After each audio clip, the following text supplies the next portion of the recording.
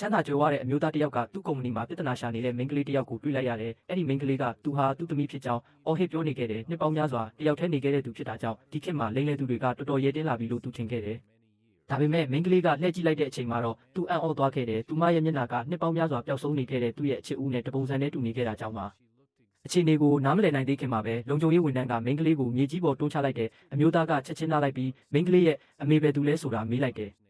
သူမရဲ့အမေဟာသူ့အချစ်ဦးဖြစ်ကြောင်းသိလိုက်ရတဲ့အခါအမျိုးသားကအစည်းအဝေးအားလုံးဖြတ်လိုက်ပြီးမိန်းကလေးကိုသူ့ရုံခန်းထဲခေါ်သွားခဲ့တယ်။သူကသူ့အချစ်ဦးဒီနှစ်တွေတခြားဘလို့နေထိုင်ခဲ့လဲသိချင်ခဲ့တယ်။ဒါပေမဲ့မိန်းကလေးကသူမအမေဟာကိုဝင်ဆောင်နေချိန်မှာကင်ဆာရောဂါခံစားခဲ့ရပြီးတေဆုံးသွားခဲ့ပြီလို့ပြောလိုက်တယ်။အမျိုးသားကအလွန်ဝမ်းနည်းသွားခဲ့တဲ့သူ့အချစ်ဦးကနာမကျန်းဖြစ်တာကြောင့်သူ့ကိုထားခဲ့တာလို့ယုံကြည်ခဲ့တာပါ။ဒါကြောင့်သူကမိန်းကလေးကိုသူမအမေစာအကောင်းဆုံးစောင့်ရှောက်ပေးမယ်လို့ကတိပေးခဲ့တယ်။ဒါပေမဲ့မိန်းကလေးကမတေချာသေးတာကြောင့်လမ်းစစ်ဆေးမှုလုပ်ဖို့တောင်းဆိုခဲ့တယ်။